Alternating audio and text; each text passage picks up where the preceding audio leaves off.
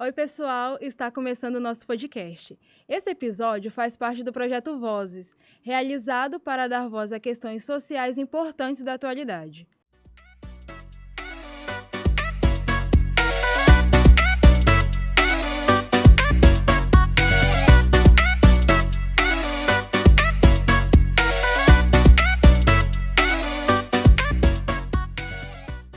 O assunto de hoje é sobre o abandono de idosos, que teve um aumento de 885% somente nesse ano de 2023, de acordo com dados do Ministério dos Direitos Humanos e da Cidadania. E isso porque o ano ainda nem acabou. Os dados ainda revelam que entre o período de janeiro a março foram quase 20 mil denúncias registradas. Tá, mas quem são esses idosos que estão sendo abandonados? Geralmente, são pessoas acima de 60 anos que estão enfrentando mudanças físicas, psicológicas e sociais significativas. Nessa etapa da vida, são muitas mudanças em termos de saúde, vitalidade e autonomia. O abandono consiste basicamente em deixar desamparado, em não fazer questão de algo. Nesse caso, podendo ser o físico ou afetivo. O abandono afetivo é a falta de amor e de carinho, enquanto o abandono físico é a negligência. Denúncias do Disque 100 mostram que o Brasil contabilizou mais de 37 mil casos de negligência, quase 20 mil de abandono, mais de 129 mil de violência física, 120 mil de violência psicológica e mais de 15 mil de violência financeira. E isso só nos primeiros 5 meses do ano. E para falarmos mais sobre o assunto, convidamos a assistente social do Asilo de Idosos, Nirelza Dias, e a delegada Milena Girelli, da Delegacia de Proteção ao Idoso. É um prazer receber vocês aqui para falar mais sobre esse assunto. Muito obrigada pelo convite. Obrigada. Bom, primeiramente, eu gostaria de saber qual é a principais causas de abandono aos idosos. É o abandono afetivo, uma vez que o idoso ou a família não tem um vínculo, né, estabelecido com o idoso, ou abandono mesmo quando o idoso tem uma situação de uma doença mais avançada, que a família não dá conta, né, desse cuidado.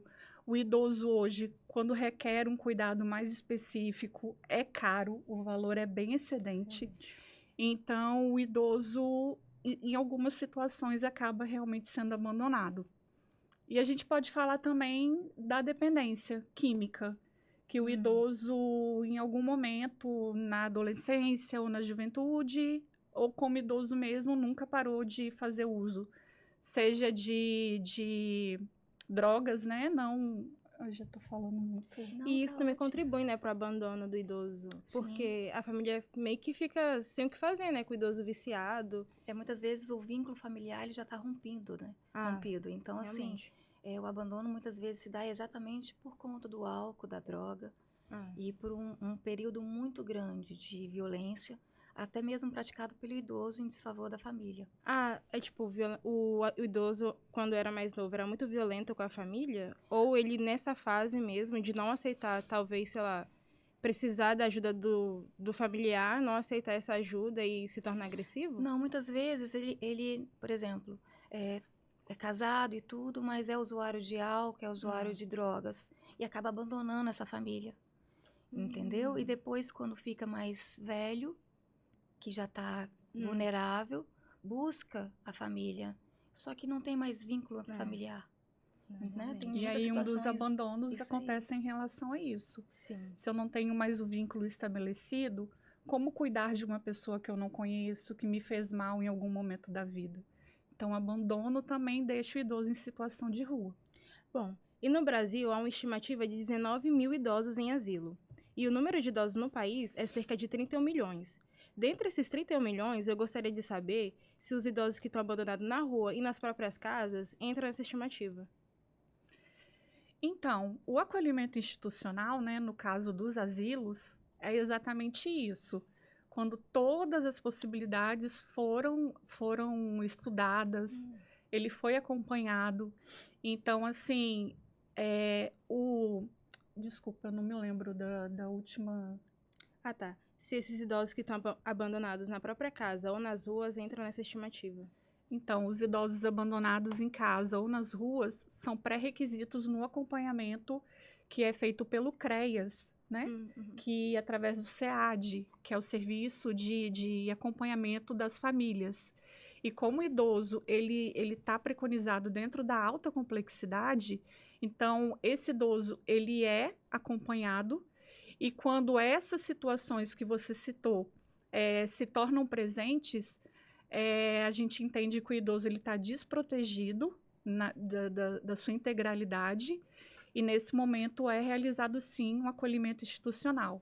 Então, todo acompanhamento é realizado, né, durante esse período, e quando é sanado todas as possibilidades, aí sim acontece o acolhimento institucional dentro do que a gente chama, né, conhece mais por asilo. Então o idoso só entra no asilo depois de todo esse acompanhamento, né? Isso. Eu pensava que era tipo só ir lá, inscrever e botar ele lá dentro. Não, muito pelo contrário. É até difícil, né? Uhum. Tem que ser a última opção. Antes você tem que passar por outras fases para chegar no Ao abrigamento. asilo, né? Ah, tá. Que hoje a gente chama de instituição de longa permanência. Uhum. Ah, Igual a gente não fala mais idoso, fala pessoa idosa, que foi a mudança no Estatuto da Pessoa Idosa, que antigamente Uhum. era Estatuto do Idoso. Inclusive, é muito legal vocês estarem fazendo isso, porque no dia 1º de outubro comemorou 20 anos do Estatuto da Pessoa Idosa e também foi o Dia do Idoso. Então, assim, por exemplo, nós, esse mês, a delegacia está participando a nível nacional de uma operação chamada Operação Virtude, que é de combate à violência contra a pessoa idosa. Porque a verdade é não só o abandono aumentou, outros crimes aumentaram. Uhum. Infelizmente, do ano passado para cá, por exemplo, eu sou a titular da Delegacia Especializada de Pessoa Idosa, que atende a Grande Vitória. O ano passado, nós tivemos o ano todo 1.900 registros de ocorrências, Sim. né? Esses registros são feitos presencialmente na delegacia, sem falar das denúncias anônimas, que são feitas pelo Disque 100, pelo 181 e de outras instituições também. E só nesse ano de 2023, até o mês de agosto, nós já temos 1.500 ocorrências. Então, teve um acréscimo muito grande em relação ao ano passado. Porque a gente também tem que lembrar que no período de pandemia, as pessoas tiveram dificuldade de denunciar. Sim, a gente tem uma pergunta sobre isso, que os dados do IBGE mostram que durante a pandemia, a população que teve que cuidar dos parentes cresceram cerca de 5 milhões.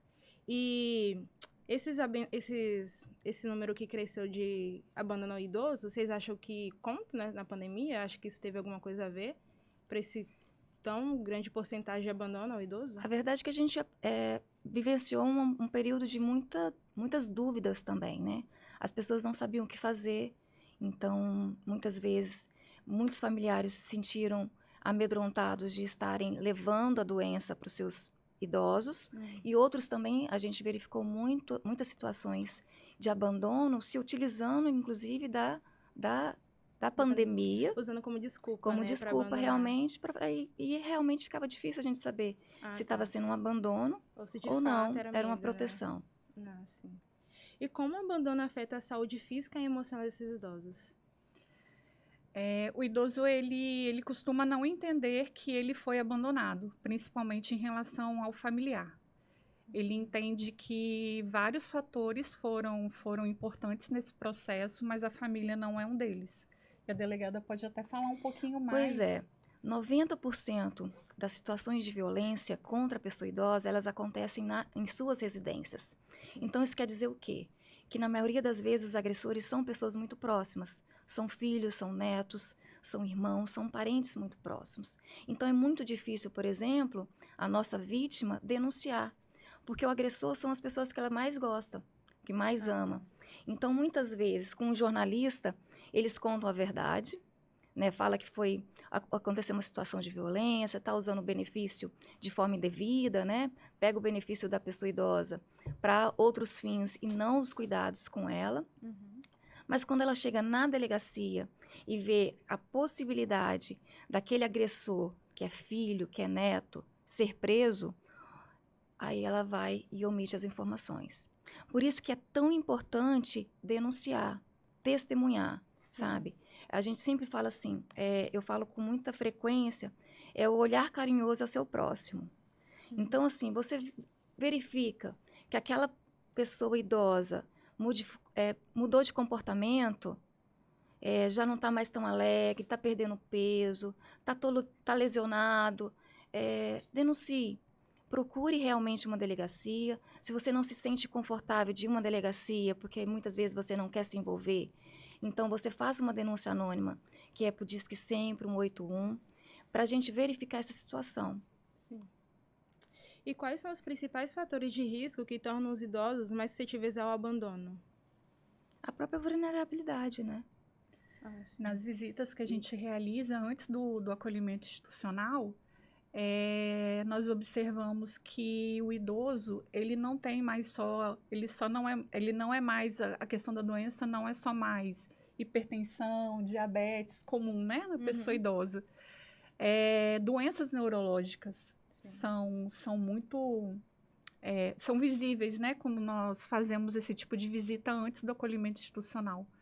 Porque é preciso também, dentro do acolhimento, perceber se, segundo a RDC 502, se a pessoa idosa, ela se enquadra no perfil também, né, do acolhido. Então, nós temos o grau 1, 2 e 3 de dependência. No grau 1 são idosos independentes, né? No grau 2 são idosos dependentes, mas ainda conseguem realizar alguma atividade da vida diária. E o grau 3, ele é totalmente dependente. Então, se eu for colocar hoje um perfil de acolhimento, a maioria das visitas, elas têm sido destinadas a idosos de grau 2 e 3. Então, são aqueles idosos já acamados, com uma doença neurológica já em progresso. E é isso que a Milena falou, sobre a responsabilidade de olhar para o outro. Como que chega ao ponto de nós encontrarmos já a pessoa, infelizmente, tão doente, já com um progresso tão grande da doença, que esse idoso ele já vem, infelizmente, para o acolhimento institucional, para que tenha uma dignidade até que seja para morrer, entendeu? Uma coisa que muito interessante hoje na polícia, nós somos um dos poucos estados no Brasil que, na nossa instituição Polícia Civil, nós temos assistentes sociais e psicólogos que são policiais. Então, fez toda a diferença na delegacia a gente contar com esse serviço. Eles são policiais, igual a mim. Eu sou policial, mas eu tenho cargo de delegada, então tenho cargo de investigador, temos escrivães e temos assistentes sociais e psicólogos. Então, hoje, a delegacia, ela contar com esse serviço, ela faz toda a diferença na vida da pessoa idosa. Por quê? Lógico que se tem uma situação criminosa, a gente vai verificar e eu vou estar indiciando aquele agressor, vou estar, né, encaminhando para a justiça, tudo isso. Só que muitas vezes aquela pessoa, ela precisa de outro olhar. Então, o assistente social, ele já faz todo o encaminhamento para as instituições competentes, tipo CREAS, CRAS, Defensoria Pública, para que ela realmente tenha esse acompanhamento e, às vezes, até essa situação mesmo de abrigamento, né? Porque quando a gente pensa em acolhimento institucional como último recurso, nós temos que fazer desse abandono agora a proteção integral. Sim. Então, o acolhimento institucional, a gente pode pensar asilo como local de abandono, mas a gente pode pensar também o acolhimento institucional como a proteção integral, a saúde, a educação, as relações culturais, tudo aquilo que foi retirado dele enquanto abandono, né, enquanto ele estava num ambiente de vulnerabilidade, a ILPI, né, o asilo, ele consegue também agora trabalhar todas essas questões que é um direito, e um direito estabelecido no Estatuto do Idoso, que é levado na ponta do lápis, tem que saber de cor e salteado para que realmente todos os direitos sejam atendidos. Mas até uma questão educacional, né? Sim, nós brasileiros, a gente não tem esse hábito da institucionalização, né, dos nossos idosos. Só que muitas vezes é muito difícil para a família realmente. Até questões financeiras, outras situações, como foi dito, né? Mas quando é uma situação tipo de um idoso acamado e a família tem poucos recursos, né, para dar conta, pode procurar ajuda também, né? Também. Ao invés de deixar naquela situação tipo de último minuto aí ter que botar no asilo porque a família não dá conta de jeito nenhum. E os municípios também têm programas muito interessantes. Então, por exemplo, aqui em Vitória tem um programa que tem um cuidador, que tem um cadastro de várias famílias, por exemplo. que vão aprender a cuidar da pessoa idosa, porque requer muito trabalho, realmente. Sim, E com certeza. às vezes, num primeiro momento, a gente chega numa casa e acha que realmente há os maus tratos. Mas você, aos poucos, quando vai a investigação, ela vai aumentando, você verifica que muitas vezes é falta de informação mesmo. Falta de informação, muitas vezes pessoas muito, muito simples, que não, né, não tem têm condições. condições financeiras. Não é porque não quer, não, é porque não tem condições, e às vezes não é só o idoso que está mal, É é, a família é a toda, família né? inteira. Uhum, Então a gente tem que ter esse cuidado também, com certeza. né, de verificar e tentar colocá-los em algum programa que possa ajudá-los de uma forma geral. Muito bom. E quais são as leis específicas em vigor que visam proteger esses idosos? E Pois- como denunciar essas Pois denúncias? igual eu falei, esse ano a gente está completando 20 anos do Estatuto da Pessoa Idosa, e a gente tem outras leis, até o Código Penal, que beneficia também situações contra idoso, que aumenta a pena, Uhum. e outras leis municipais também. Mas, de qualquer forma, eu sempre falo assim, a denúncia ela pode ser feita em qualquer delegacia. Você não precisa ir numa delegacia especializada. Sem dúvida. Então, por exemplo, a minha delegacia atende a Grande Vitória. Não justifica uma pessoa de Viana ter que vir em Vitória para denunciar na delegacia. Uhum. Não, vá onde for mais fácil, onde for mais perto, onde você se sentir mais confortável, mais acolhido. Ah, não tenho, tenho medo de ir numa delegacia. Não, eu me sinto constrangida. É muito comum a pessoa idosa me falar assim, eu nunca pisei numa delegacia, eu tenho vergonha, isso para mim é humilhação. Vá onde você se sentir confortável, vá ao CREAS, vá ao CRAS, vá à Defensoria Pública, denuncie, coloque isso no papel, que essa denúncia ela vai ser encaminhada à delegacia e a gente vai verificar. Não quero me expor. Ligue, faça então uma denúncia anônima, que é Disque 100 181, que essa denúncia também vai ser encaminhada para a gente. Tá. E quais são os métodos eficazes para transmitir informação sobre esses sinais de abandono? Então, a educação continuada é sempre importante. Os programas, né, e as políticas adotadas hoje pelo município têm trazido de forma positiva a procura, né, pela denúncia, Sim. a procura por situações para que ele possa, né, ser integrado em alguma atividade, seja educacional, seja em saúde. Eu vejo que os agentes de saúde, como eles estão mais inseridos, né, dentro da casa, às vezes, do familiar, ele consegue também ter um olhar de encaminhamentos.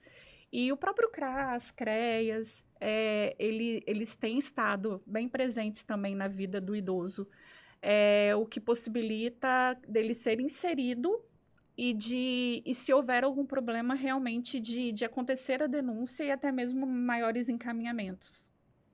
E esses idosos que ficam em asilos, quando eles não têm contato com a família, o comportamento deles muda, eles se tornam mais agressivos ou...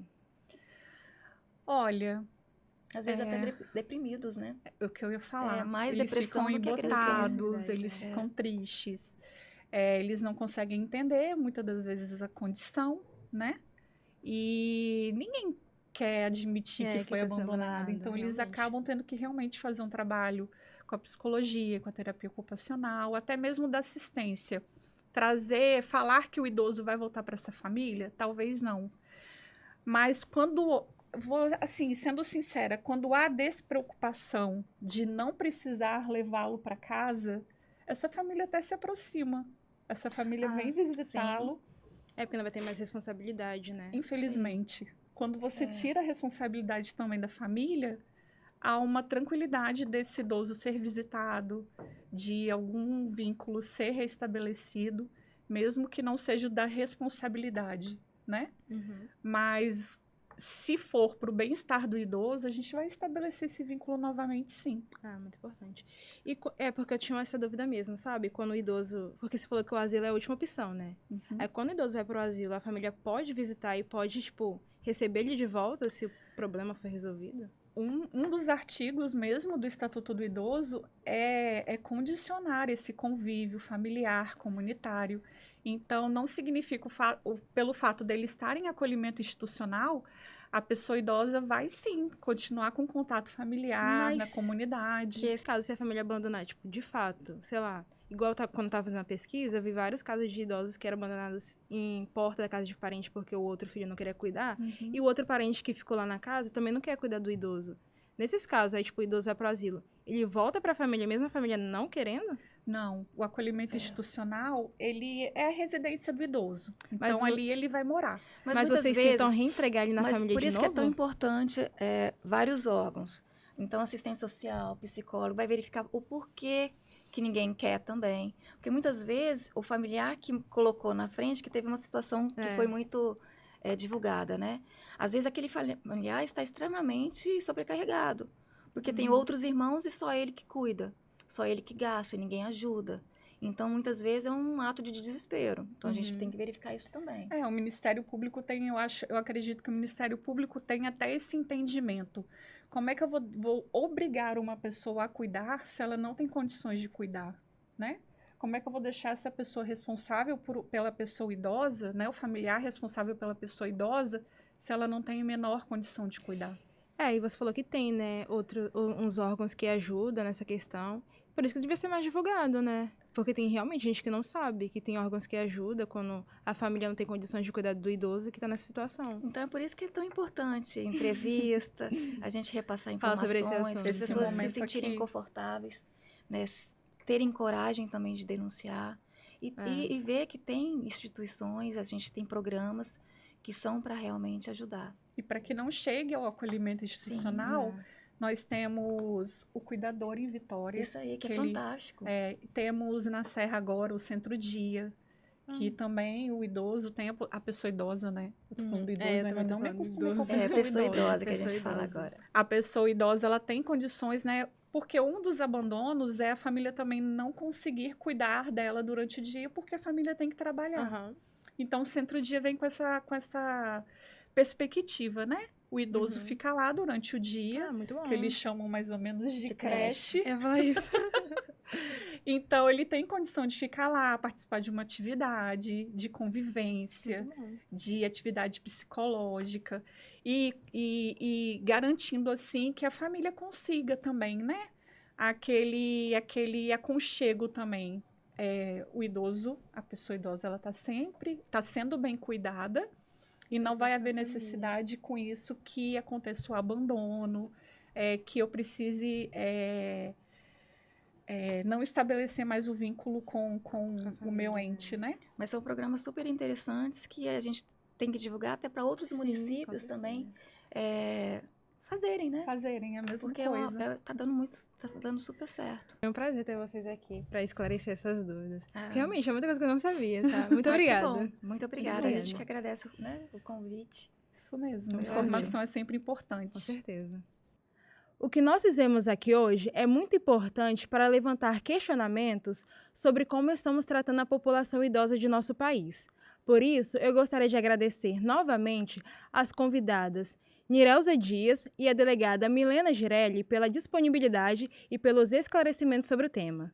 Ficamos por aqui e até a próxima.